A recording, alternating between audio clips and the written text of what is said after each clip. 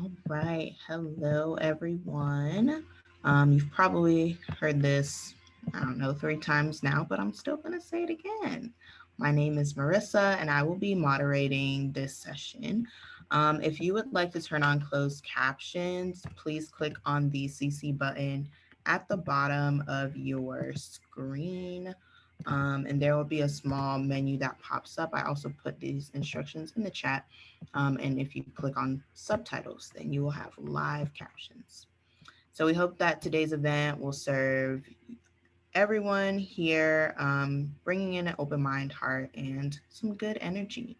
Here at the College of Wooster, we do not condone any forms of bias, discrimination, harassment, and/or violence, and these expectations still stand in a virtual setting. Please excuse the people that are partying in the lobby of my dorm if you hear that noise.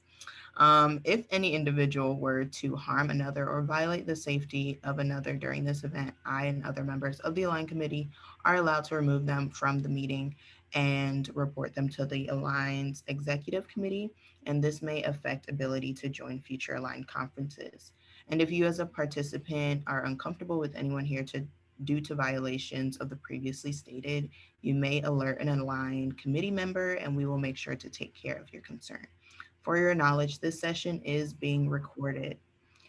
Annalisa Brand is a senior anthropology major at the College of Wooster. Her advocacy at Wooster includes being the past president of the First Generation Student Organization, the inaugural FGLI representative on the student governing body, and co director of the Align 2020 conference. She spearheaded the process of late fee waivers for all students during the pandemic, restructured the laptop lending program at Worcester, started a lending library with the help of minorities in STEM, created a monthly First Gen First Friday newsletter in June 2020 for Worcester, and serves on the conduct and budget committee of our student governing body, where she helps oversee policies and equity for students. She has also assisted the creation of First Generation Living Learning Community, where mentorship is provided. Annalisa is the chapter founder and president of Tri Alpha, the National First Gen Honor Society. Her research interests range from the FGLI identity to national heritage and identity construction for marginalized communities and rural individuals that are non typical museum goers and non typical national park visitors. So, without further ado, I would like to present student mobility. Hi, thank you everyone for coming. So this session will be focusing on student mobility, and we'll be looking at it from various lenses. So typically from the first gen student perspective as they are on campus. So what does that mean with their federal work study if they have that allotted in their financial aid package? But then also, what does that mean at a more meta level, that once they graduate college with a bachelor's degree, and assuming that they don't go on to have, a master's degree or PhD program or some kind of professional school, what does that mean for them when they graduate with debt, if they have that, or social and economic capital that maybe they didn't acquire during their time in their undergraduate institution? And typically, we know that's based on the resources, accessibility, and assistance that are primarily seen at those institutions and what are supported and what are not.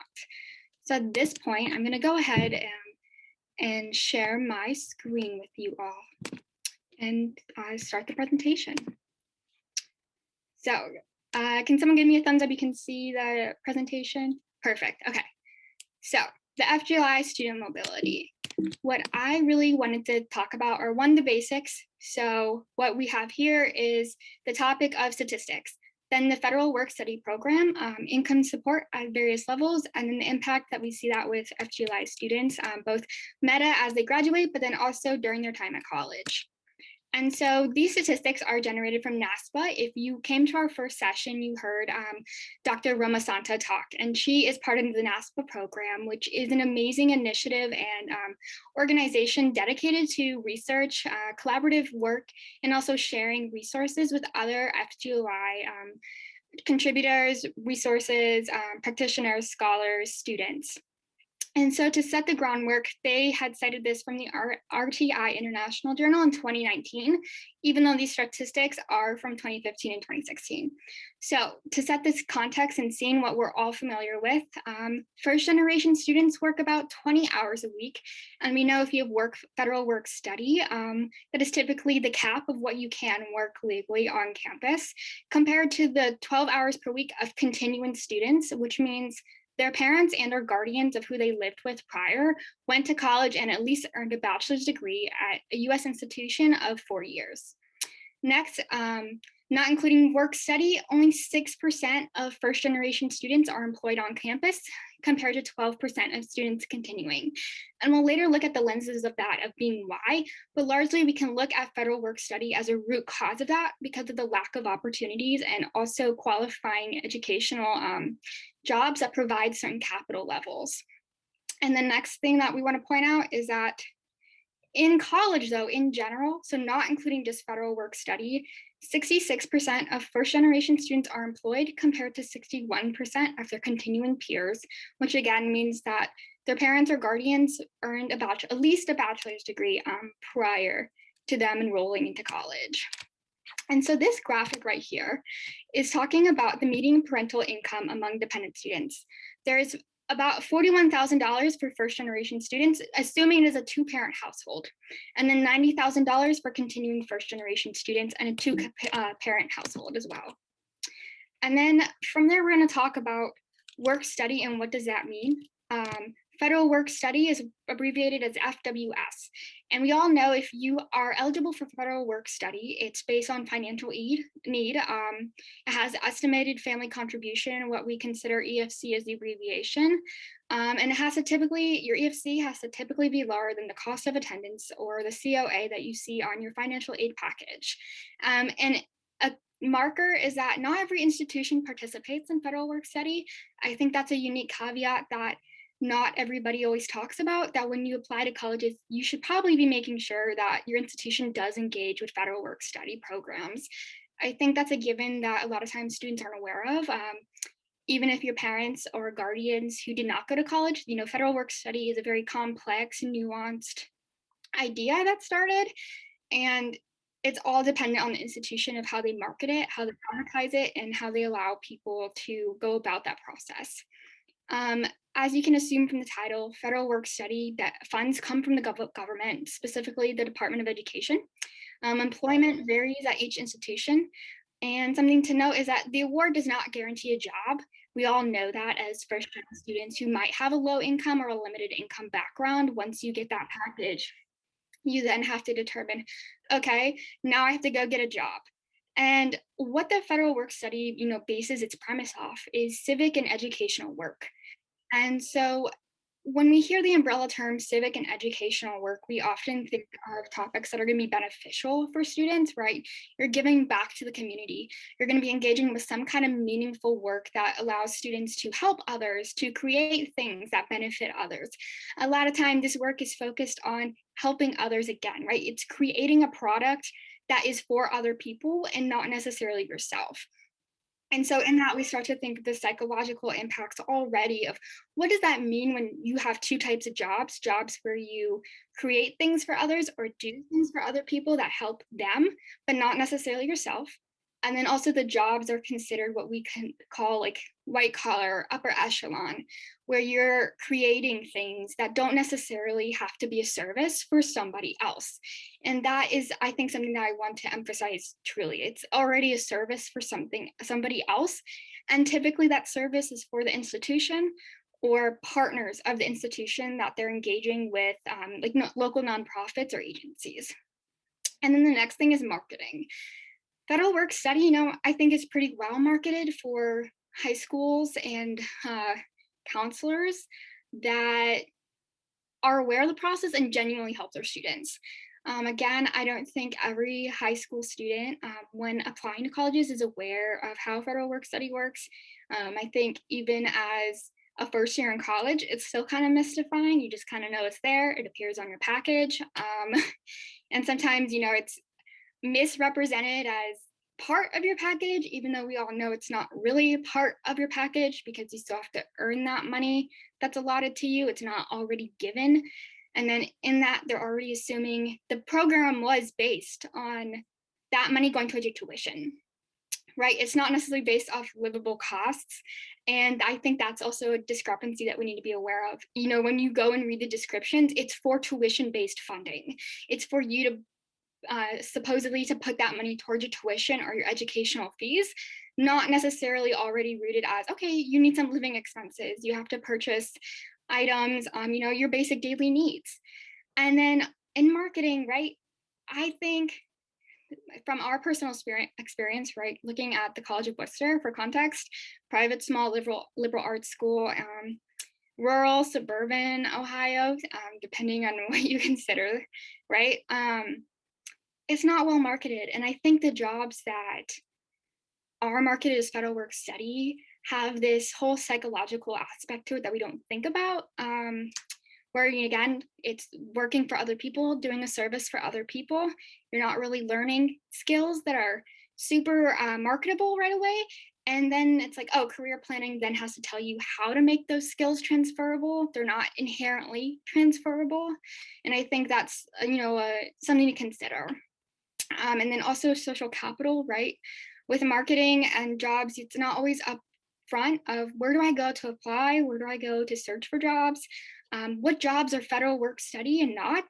I think the ones that are designated federal work study sometimes, you know, have it kind of hidden at the end of the description, or there'll be positions that say, oh, this job is specifically for a student who has federal work study on their program, not necessarily already for themselves.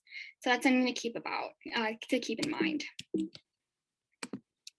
And then again, federal work study, what we see for first-gen students, it's typically employed on campus. There are cases where work study programs are off campus, and typically those are agencies and nonprofits that are sometimes within walking distance or a short drive. Again, we're assuming that students have the mobility to get there by themselves, but then also the accessibility to transport themselves, or constantly rely on a peer, someone, or some kind of public transportation, which is very complicated when you're talking about a more rural setting or even a larger city, right? So time allocations, how does that impact everything?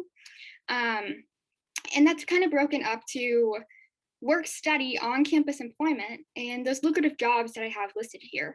So you have the RA positions, you have research assistants, peer advising office interns, and community-based service programs. And it's up to the institution what they determine as federal work study jobs typically. Some of these programs at Wooster are not, you know, advertised as federal work study jobs. They're jobs that are open to every student, no matter if they have federal work study on their package or not. And so that's just a caveat I want to point out. So like an RA or research assistant, they're more lucrative. They're highly sought after. You need that economic and social capital to even get your foot in the door. But you're now, instead of having that federal work study trademark on it saying, okay, the first 2 weeks of campus employment is set aside for students with federal work study, now you're going against all your upper middle class peers that have all of this capital that you don't. And then also minimum wage, right? In Ohio, it's about $8.75 an hour, you know, and that varies largely depending on the state that you're in and how that impacts. And some programs are set up, okay, your first year, you'll make minimum wage. Come your second year, maybe you'll make like 25 cents, you know, each year you accrue 25 cents more or whatever the allotment is. But then we see the other factor, off-campus employment that is not associated with federal work study. And you see a lot of FGLI students having to make hard decisions between, am I going to work a federal work study job that is based on the idea that I can study and do school and work, but make a minimum wage. And that's not really enough to support tuition, offset the costs of living, and also have a lucrative job that isn't guaranteed. And when we talk about lucrative jobs at the college level, again, like it is the research positions, it's the lab assistants, it's sometimes being a teacher apprentice if that department funds that. You know, it's not necessarily community-based programs where you're taking care of other people, such as children, for example, which we'll mention later, or doing other things that are considered more cleanup-based projects to help the community. And so again, that tough decision, am I going to do a different job that pays me more per hour, but is also probably what we consider a blue collar job or a pink collar job, where, you're working at a daycare, you're working at, I don't know, like a local community program where you're, planting things for like the local government, or you are doing jobs at your local fast food restaurant. Like, what does that say about federal work study supposedly supposed to be accessible and meant for low income students or limited income students, but then it not necessarily be enough, right? And so they have to seek employment off campus that's not associated with federal work study.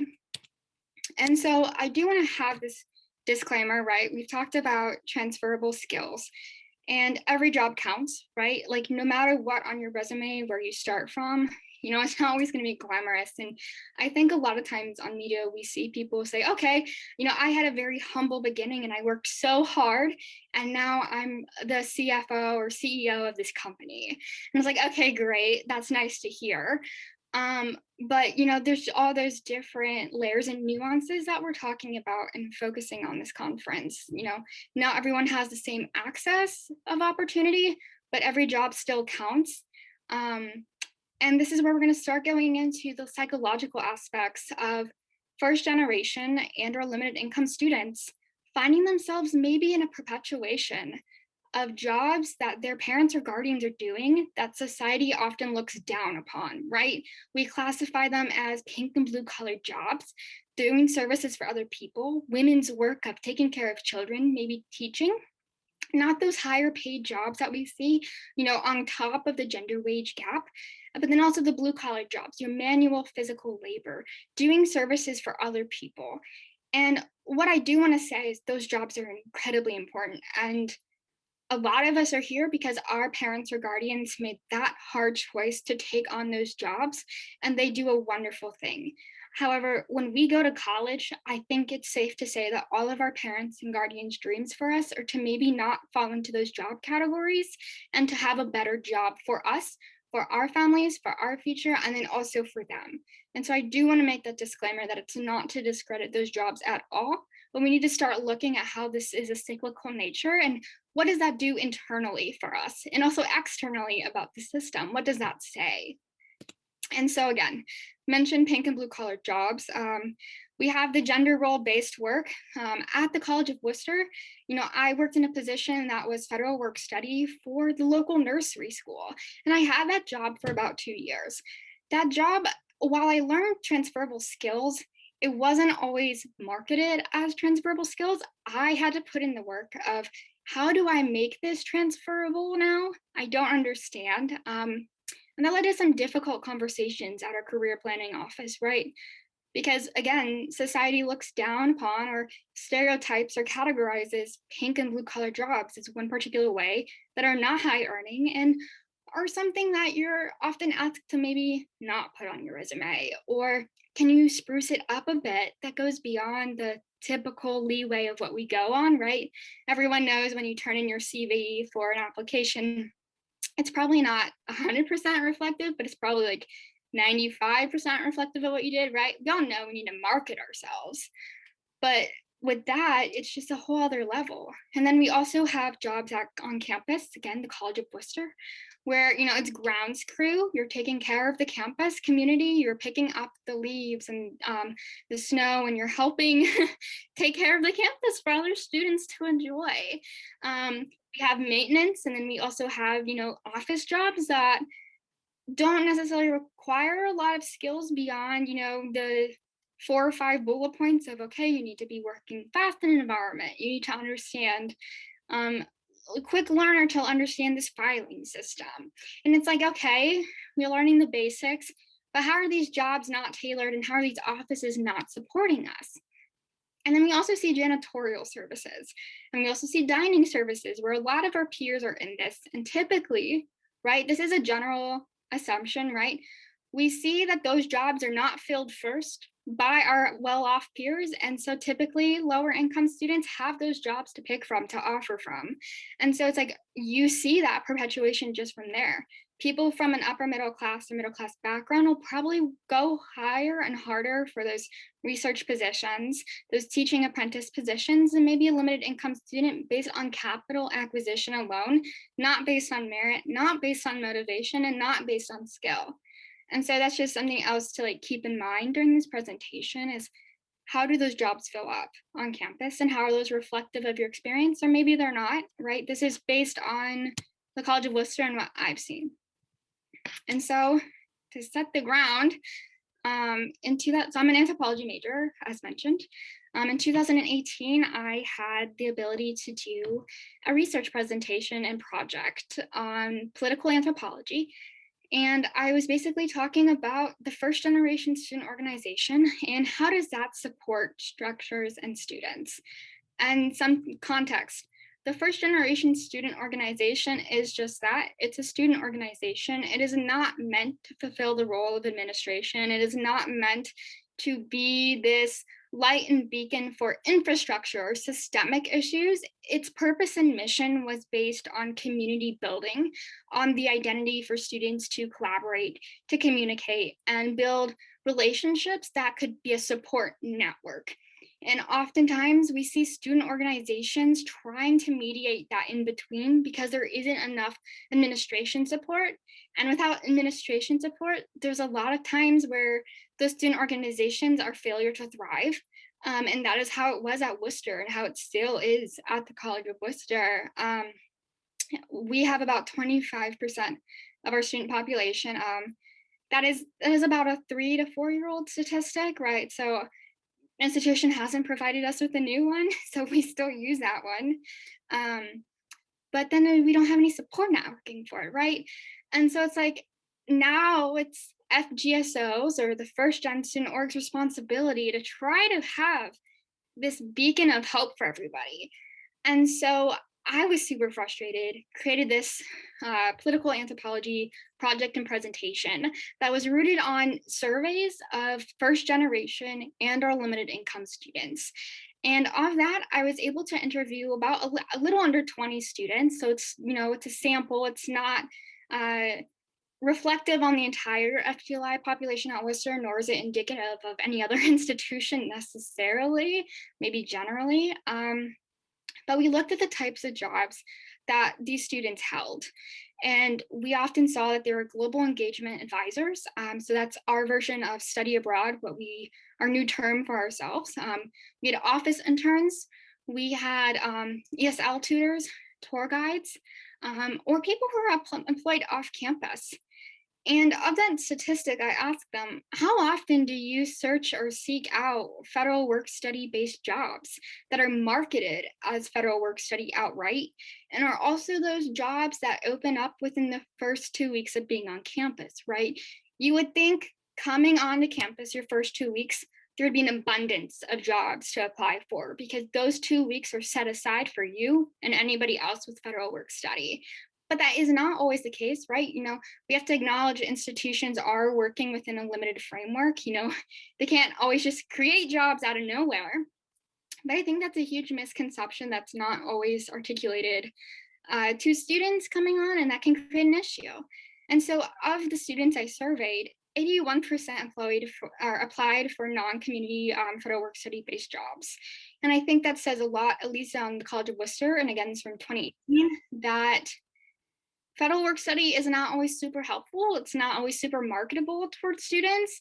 And that creates like an economic disparity, right? Because it's supposed to help us in some capacity, but now we see students going totally away from it. Or at least not away from or at least away from the marketed federal work study community-based programs we see, right? We see students pursuing more lucrative jobs that we consider that are more inherently transferable skill base that's very easily and readily to be seen and worked on with the resume. Yeah. And then I also think there's an internal capacity that we're talking about with the psychological aspect. A lot of the first gen students, and myself included in this at Wooster, it's not that we look down upon certain kinds of jobs. It's that we went to college to not have to do those kinds of jobs, because we see how hard our parents, our families, our guardians are working in those kinds of jobs and how society treats them. And that is a larger systemic issue, but it's like, there's some anecdotes that come out where it's like, if my parents knew I was working a janitorial job, I think they'd be very upset, because I went to college to help myself, to help them. And that is just one perspective. It's not anything, against janitorial work. Every job counts. But I think when we're coming from an FGLI perspective, it's like, oh, we're kind of perpetuating this a little bit. Those jobs don't fill up as fast compared to our peers. And so are we left with those jobs to apply for? And then what does that say about us? Does that have any impact on us? Do we know what the impact is? And maybe we're at a place where that impact isn't as readily seen. Maybe that does not impact you at all, and to you, a job is a job, and that is totally fine. But I think we have to start looking at it from a more theoretical approach than just a real approach, right? Because we're talking about our livelihood and then our psychological aspects of first gen students and breaking cycles. Like, breaking cycles are not meant for the weak. And so that's what we talk about, the resilience in the FGLI community, the economic mobility. And so something that I found about recently is the New York Times mobility charts. It's a chart that lets you look at any institution that you go to or your peers go to, and it's based on income and economic mobility only, right? So it's not taking into consideration necessarily other demographics, because we're all aware of the gender wage gap. We're aware of generational wealth, and what does that mean for students of color and families of color, right? We know there is a disproportionate income level there. That's like, how do we account for that? I would like to preface, like, this does not necessarily take into account for that. But what I'm going to do now is share the link for you, but I'm going to also take us to the College of Wooster's page so we can look at our institution specifically. This link is, College of Wooster, but if you search this for your own institution or where you go to school or a peer goes to school, it will come up. So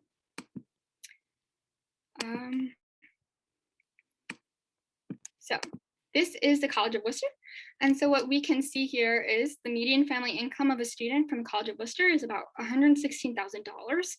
About half of our student population comes from the top 20%. And then this huge line, less than 1% of, seeing this first section up here where my cursor is at, less than 1% of students at the College of Wooster came from a poor family but became a rich adult. And I would like to say they don't really define what is considered poor. I'm going to assume, I don't know if it's charitable, but assuming the federal poverty line, right? They don't really are indicative of it, but just something that I want to point out. And then we talk about access, right? And it breaks down what kind of students attend the College of Wooster. And it's very interesting, median family income, average income percentile. And then we get down to this bottom section where it goes from the bottom 20%.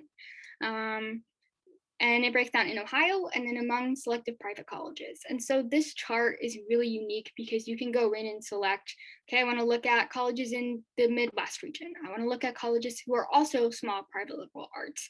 I want to look at colleges that are big research institutions compared to my individual school. And then again, like how College of Wooster students fare later in life. And we can see, like, it's not always the best outcome for limited income students. Again, we're not really sure how they're defining a poor student, but we do know it is within the lower 20 percentile of the economic bracket. And then we have some other interesting charts where it talks about comparing College of Wooster with its peers. So this is what I mentioned. So we have NCAC schools, the Ohio 5, or what we expand upon from the Ohio 5 to other schools in our division. And it shows, okay, we're the 6 out of 10 colleges in the NCA for students born in 1991. And so it's just interesting things. I wanted to share this with you all because our school, from when we presented this in January at another session, a lot of students weren't aware of this. And I'd also say administration and faculty at large weren't aware of it either necessarily. So it's just something, another tool to see, how does your college rank upon similar institutions, and what does that mean for you? And I just think I think if I knew of this resource before, right, it came out in 2017. It wasn't in time for me to go to undergrad school and like determine, okay, but I think if I had the knowledge I have now and was known as an FGLI student and knew that coming in, I would have at least been interested and felt a little more empowered by knowing this. And I was really shocked when we found out, right? Most FGLI students, when I showed this in January and December of this last year, they're like, oh my gosh, like I didn't know this resource existed. And so I just think it's it's important to know about and to share with your students, share with your peers, because it does allow you to see how you rank and compare. And I think, and then over here, overall mobility index, we're the 64th out of 76 colleges in Ohio. And so it breaks it down for you of where we rank at. So that's just one resource I wanted to share. Average income, right, of a student at age 34, how access has changed. Yeah, and so at the bottom, it does give a description of when these statistics were taken, when the data was taken, where it was taken from. So I would like to say it's not necessarily current, but it is, I think, rather reflective, because we know predominantly white institutions or PWIs don't change that much with who attends the college and where that money is coming from. So I'd say it is a general good indicator of that. Okay, so I'm going to go back to my presentation now. And can you see my presentation?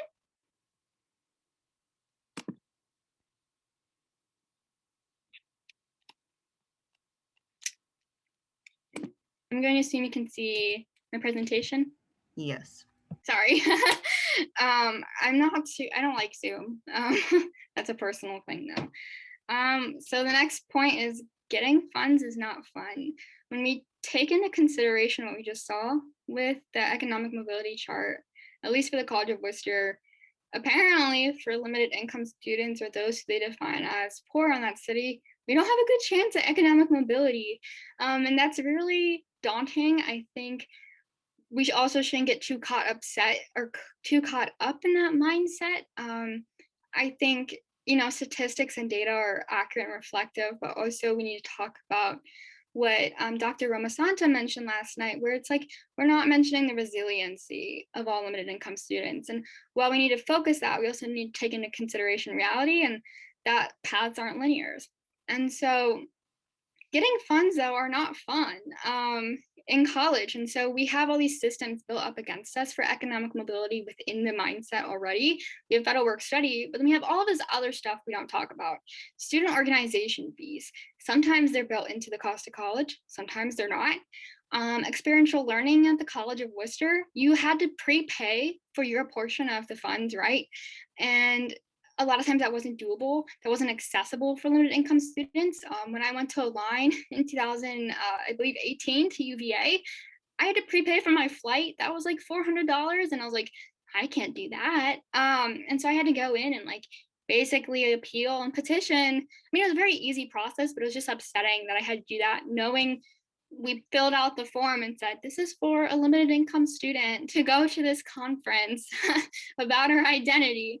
And to them, they just couldn't maybe connect. And like, again, there's bureaucracy and red tape and they have to follow rules and protocols, but never did they reach out to us for being such a small campus, asking, hey, is this doable? Instead, we had to be like, oh my gosh, we can't do that. And then have like a mini freak out. Also resources, books and laptops. We all know the struggle with that. Can we find it for free? Are our laptop programs up to date and running? Do we have old software? That was something Wooster had. Hidden sources of funding are not always right. They're hidden.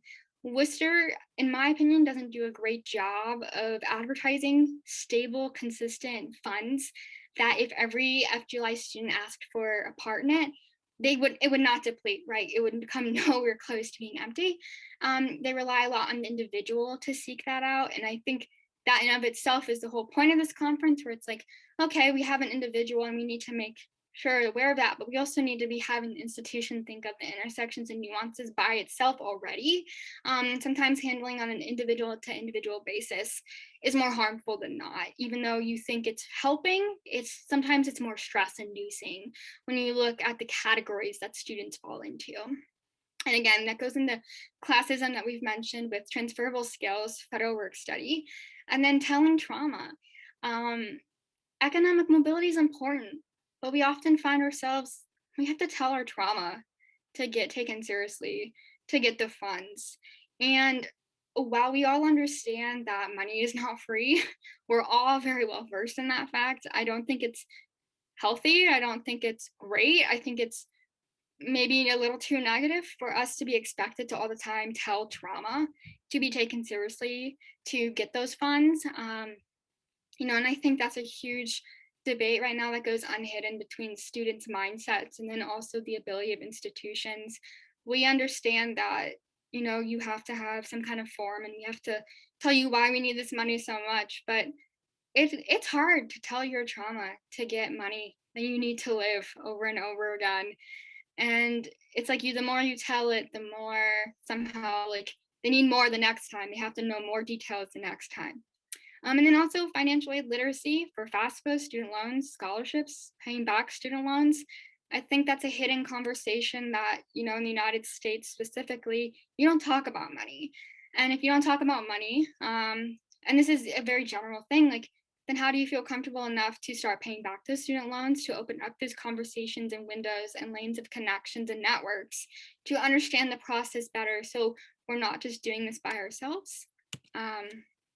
And so the next slide that I want to share is Swift Student. And Swift Student is a very reputable source I learned about when the pandemic started in 2020 March.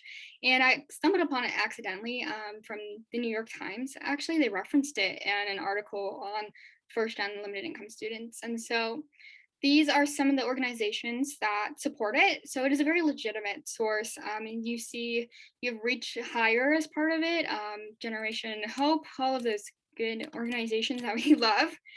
And so the next two slides after this talk about, the nuanced details for students. It accounts for nearly almost every circumstance you can find yourself in, which I think is crazy, right? Like this was a hidden gold mine of research that I think if maybe you're not part of the financial aid department, but you are an advisor or an administration member or a peer, sharing this can help your students so much be more self-autonomous, have self-advocacy if maybe they're not feeling that certain offices are not super forthcoming or willing to talk to them, or maybe they have talked to them and they just feel like the conversation isn't productive. And so then, this isn't a catch-all, but it is such a great starting point. I've used it myself for financial aid appeals. It generates free letter templates for almost everything. It breaks down definitions and concepts to, I think, an easier understanding than maybe sometimes attributed on the FOSFO website. It tells you types of letters, how to use, how to approach offices and navigate them, how to self-advocate. It's so supportive and encouragement. And it is literally like the guide to how to do everything financial related that I thought was crazy. Because I was just like, I didn't even know, you could write an appeal letter if your parent or guardian might not be willing to contribute financial information for you to fill out the FAFSA. So that's just some context. These are screenshots from it, right, of things I mentioned. So how do I ask for financial aid to cover my dependent care costs? How can I ask financial aid if FAFSA does not capture a financial difficulty I'm currently facing? How can I ask for help with food, housing, or emergencies related with COVID-19, which a session later we'll talk about that more. But it's just so crazy that this exists and it breaks down the context. It generates letters for you where you can go in and fill in your personal details. And that is just such an amazing resource and asset, because I think a lot of times with social, economic, and linguistic capital, it's like, how do I word this well enough for this to go upon a committee, a board, where I have to advocate for why my situation is so unique, or why I need $1,000 more in my financial aid package, but I don't have the capital or linguistic understanding to word it well enough that it'd be taken seriously. And this website also goes in how to prepare documents for your case. What documents would be relevant? What do you do if you don't have all those documents? Is there some kind of other alternative form or piece of paper or receipts that you can provide? And so I really just want to encourage you all to emphasize the importance of SWIFT student and what it means for self-advocacy and economic mobility while in college specifically, because we all understand that emergency loans and grants are one thing, but not knowing how to go about the process is another. And so what I also want to talk about is student debt and economic mobility post undergraduate. Not every student in undergrad has debt, right? We have some scholars that are FGLI and have been fortunate enough to get full funding scholarships through other organizations. We have students that are middle class and have thousands of dollars in debt. Their situations are unique. But something that I want to share is that depending on the resource you look at, right, it's a little different. But the average amount of debt for a bachelor's degree from 2021 is around $29,000 to about $33,000. It gives or take the site that you look at, but that's just something to keep in mind. And student loan debt has gone up over 300% since 2004. And I think we're all aware of that. We're all hoping Biden will cancel student debt either at the $10,000 capacity and maybe hopefully $50,000 if we're very lucky. Yeah, but first generation students are about 2.7% more likely to default on college debt, which is such a crazy statistic to read because I think a lot of our mindsets come from the fact college is an investment, education is an investment. What this means for us is economic mobility and freedom. Yes, we're aware we have to make payments that might be income based and driven, but we don't talk about the reality. What happens if you get a job that makes less per year than what your outstanding student debt is? And there are, very supportive networks within the government that you have to self-advocate though and talk to your loan service providers about your situations. But that statistic is a little sad because it's almost 3% more likely to default just because you were the first in your family to go to college.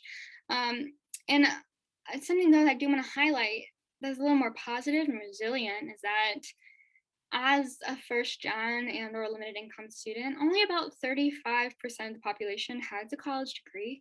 The site that I pulled that from did not specify whether that includes an associate's or a bachelor's, but I just do want to put that out there that while we're still struggling right now, we are part of, I would say, a rather small percentage of the US population. And I think that's something to take into consideration of success, determination, motivation, what's going on with student debt, and how do we go about that? And so about the last part of the presentation for economic mobility is, there's our federal student loan forgiveness and financial aid tactics in place for us to utilize. And I do want to make the disclaimer, right? Not all of us are fortunate enough to have just federal student loans. Some of us have been in positions where private loans have had to be the option. There's a million circumstances, or some of us might not have someone who's able to co-sign for us, and that's a big barrier for us to face. But we need to start talking about that earlier on with financial literacy and FAFSA literacy, and what does that mean for us? And I think that's more of a role institutions have to take on. But until that's doable or foreseeable, you see organizations like FGSO stepping in and holding financial aid literacy workshops called Building Blocks, where we have people who are not in the financial aid office, who were first gen and limited income, giving their time to explain to students, we have to talk about money. And it's nothing to be embarrassed about, ashamed about, because you're here and you're resilient. And, most people actually have student loans, which I think is something that goes untalked about. yes, we might have more than some of our wealthier peers, or maybe we have still a smaller amount compared to some people in different circumstances, but we have to start talking about it. If we don't, you can't open up those networks or communication lines for when it comes time to start those income-based driven repayment plans, and for economic mobility to be a real thing that's tangible for limited income students. And that doesn't even take into consideration, the intersectional identities of, students of color, and what does that mean when their loans are higher amounts compared to their white FGLI peers, which is a very hard truth of what's going on. And so, yeah, you have to have financial aid literacy. And I think clearer lines for finding resources for grants and funds at institutions need to be more available. And again, that's very anecdotal based on the College of Wooster. We don't have a designated FGLI zone or section or person per se. It's very much who you know is where you go. And if they don't know somebody, they'll connect you. But that again accounts for students to be comfortable enough to make those connections. And so it's like, I would have never known about a laptop emergency grant unless I was friends with, Cesar Lopez. And it's like, oh, now I know where I can go. And then also classes, remarks, and assumptions that we're talking about with federal work study and career planning and funds and loans. That's something we don't address outright. And I think that's also something that isn't always as readily seen or like commented back on, because you're like, so much wealth is surrounding you, especially when you might be a student of color at a PWI, or you are at an upper middle class institution in general. And it's like, I don't know how to just tell you that my 9-to-5 restaurant job is all I could do because I couldn't afford it to do an internship. And how do I address this at career planning? And that's something the College of Wooster has been working on for economic mobility. We now have a link dedicated to first generation and limited income students of how do you navigate that identity, and how do you find internships and maybe balance a part-time job, and then maybe 2 days you still volunteer with a nonprofit on your off days, which again, it's not fair. It's not it's not fair. It's not necessarily what should be happening, but there are ways, I think, where institutions are catching up and they're understanding that without all of this, economic mobility is really hard for FGLI students. And we have to start thinking about the perpetuation and psychological impacts of students, because I think we're just so much go, go, go, go. We have to do the next thing on our resume. We have to make sure we're meeting our bills and paying for a lot of things and utilizing friends and resources without institutional support. So that is the end of the presentation, though. It kind of, Joe dogged around about what is economic mobility in college? What does that look like? How does that have a psychological impact? What are some resources we can use? And then also a more general meta economic mobility of just like, what's the outlook and future for FGLI students, without going into too much detail about student loans and debt and how that's handled. So I hope the two resources we highlighted, though, the economic mobility chart and then the SWIFT student, are helpful. So at this point, I guess I can answer questions. But again, right, like undergraduate student, my research in 2018 was not peer reviewed or like indicative of the whole FGLI student population, but I thought it was interesting to share. So I'll go ahead and stop sharing my screen. Maybe. I don't like Zoom.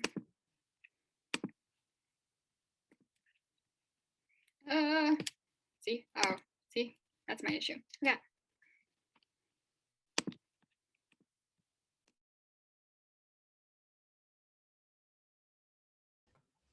Hi, can I ask a question? I mean, this is not like factual at all. It's like a feeling question. So if you don't want to answer, it's okay if someone else has one.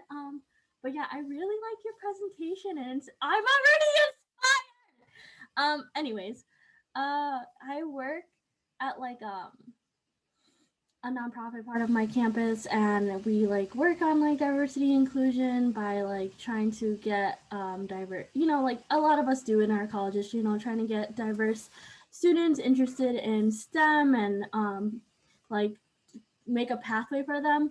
So I've already like kind of been like, how do we even hire more diverse people? Like, because I don't know, I'm trying to even like just like bring it up in conversation to my boss and my coworkers, and they're like, well, just because someone's first generation, does that actually make them the best applicant? Or like can we, like questions of like isn't it illegal to ask them what their race is? Isn't it like illegal to like hire someone based on their gender or age? So it's like hard because like I feel like it's important to know like what they are, but then it's also like you can't technically bias them, but it's like you want to help them. So I'm just so confused, and like I want to like be able to have a conversation with them that's like successful and like I get my way kind of thing, where we do help students like that. But yeah, I guess like that's where I'm at right now, where I'm in a confusion zone. I get that. I've had that conversation so many times with peers for different positions at the College of Wooster. I don't know about other institutions, but here we have a privilege to be able to sit on student panels for some positions where we're able to see applicants. And it always comes back to like, well, we can't really necessarily hire them because, from like, it's just, we can't hire them just because they fit certain demographics, they have certain experiences. It has to be who's the best applicant. And I think that is so hard because it's like, well, we need somebody, we'd want somebody who fits this demographic to be in this position, whether it's an experience or some part of their identity.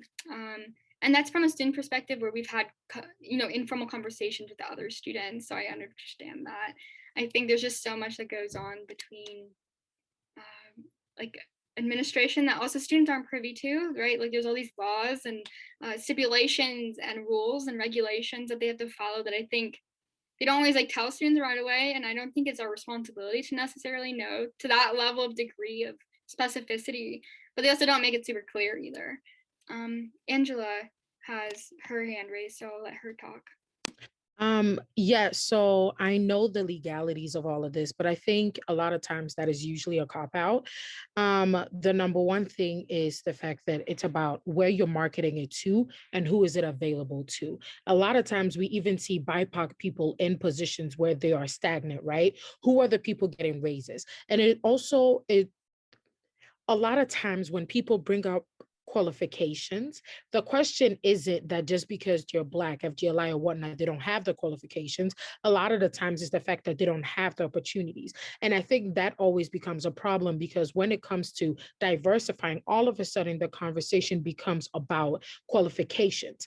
And that is obviously has its racist and, sexist as well as classist justifications for that. But it's the assumption that just because they're diverse, they are just there to meet a quota and they're actually not qualified for it. And a lot of times we see that they're overqualified for these positions. But then even within that, if we look at FGLI people who maybe are only able to get bachelor's degrees because of what is going on and how expensive it is to get master's and PhD, their experience, how long they've been working in a program, sometimes gives them an edge over someone who just got out of a master's degree, but they will get passed up over someone with that master's degree qualification. So I think the number one problem that we have is our ideas of what qualifications are and our innate prejudices against people that we see as diversity hires. Because then we're not even utilizing them for their skills. And a lot of times we even see them working way more than other people and subsidizing people who are new, and they are the ones teaching other people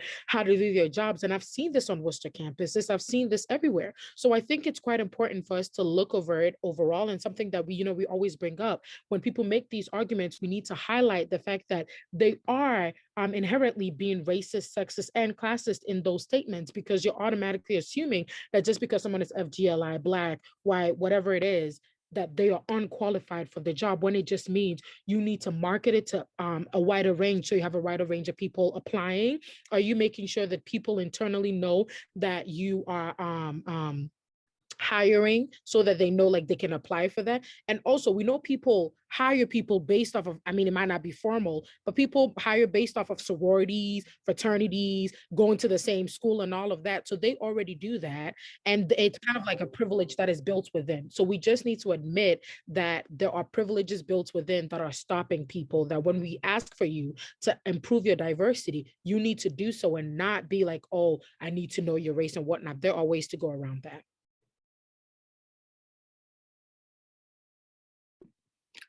Thank you, Angela. Marissa, I believe you have your hand up. Yeah, I kind of wanted to like quickly share a little bit of my experience on Worcester's campus. Because I have done like similar with STEM community and marginalized individuals work with inclusion and stuff. And I will never forget last year, I was invited to speak to a bunch of STEM faculty, and I like outright told them that they don't try hard enough in recruiting diverse STEM faculty members. And I got yelled at in the meeting, like genuinely yelled at. And I was really taken aback. I was like, well, you don't. I don't see any like white, non-white, non like or like FGLI, no one in the STEM departments that I know of, there's might be like one or two, are like even open about if they were a first gen limited income student, because like they have stigma from their colleagues and those things as well. Um, and just like that idea of like, oh, they're like, no one wants to come to Worcester and blah, blah, blah. And even when we do get like one or two like BIPOC faculty members, the retention rate is super low. And that's like in basically every department on this campus. And they just say like, oh, they don't want to live in like middle of nowhere, Ohio, which is like, okay, fair. Like, but are you trying to like keep them here? Like, are you really trying? What resources are you giving these individuals to stay here? And they're not. And that's something that Worcester in particular needs to start focusing on. We do have like a multicultural like advising or like a recruitment person in the admissions office. And that's how a bunch of like, we have a bunch of POCs on this campus. But then we don't have that same system for faculty members or staff members, and even like retention of those individuals. And that's just something that I just wanted to touch on really quickly.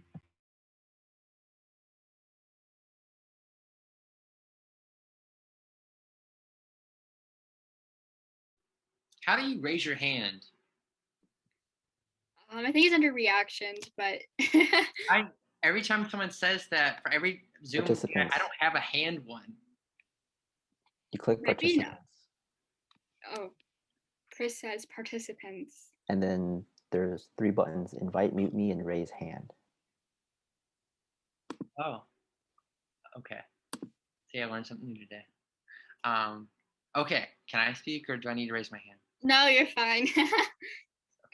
So yeah, I really like the points that were brought up. And I think another instance is that this tokenism case where some universities, they want to be diverse. Well, they say they do, and then they will hire people on a diversity factor. But when then they come in, they don't actually listen to what they have to say or the cultural capital that they have to bring with working with those types of populations. And so I think also not just talk about the term, what merit means, but basing off of what achievement means, right? You think you go to college and a lot of it's based off of test scores and GPA. And we know that test scores aren't always the best factor of how well you'll do in school. I was just talking to someone last week and they said they weren't the best test taker and said that they wanted to apply to Yale, and they did. And their teachers and their counselors looked at them like, Yale? Are you sure you want to, like, you think you'll get into Yale? Did. And even with low test scores. And so we have to redefine this conversation of when we come into job interviews, what counts as experience. And I think part of, like, let's say if you're working in nonprofits and you're working with marginalized populations, okay, being from a marginalized population or from that one, that counts as experience. And sometimes, like someone else said, that they often tend to take master's degrees or advanced professionals over those that might actually have the experience, just not the formal institutional backup with those degrees. And so I think that's definitely something we need to look at, it not just getting them in the organization, but making sure that those that work within the organization actually hear them and listen to what they have to say.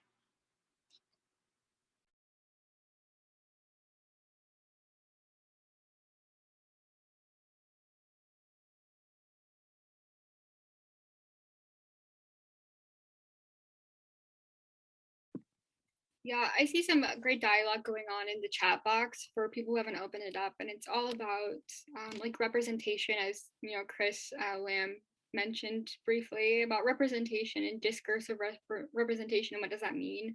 Um, I do wonder how do institutions frame achievement differently, also for just students, and what does that mean? I think that's part of the reason why we touched on like Tri Alpha's creation at our school for the chapter foundation, where it's like it's an honor society for first generation students, but it does have a lower GPA requirement that I believe is 3.2 off the top of my head. And you have those honors departments that require like a 3.8 or 3.9 to even be considered. And that doesn't mean you get in, because there's other parameters and qualifications for that. It's such a conversation we struggle with at Wooster, even with administration. And it's interesting because I believe we've only had a chief diversity, equity, inclusion officer for about 2 years now, or 2 to 3 years. I could be wrong about that, but the conversations that surround that with like anti-racism work and what's going on, it's like, okay, now every student's hearing it, every faculty member and staff member are attending these sessions, but does it come out to anything when you are a privileged person and like also the system? That is just a very constant thing that's brought up in our student government like almost every week. So yeah. Well, we are a little over time, so I guess if anyone has one last point to say or anything.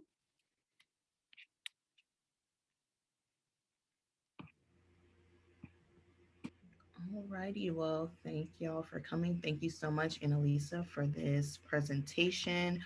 I'm going to drop our Discord. If you want to talk to Annalisa a little bit more later on, you can join our Discord and chat with other folks, but also reach out to her on that platform.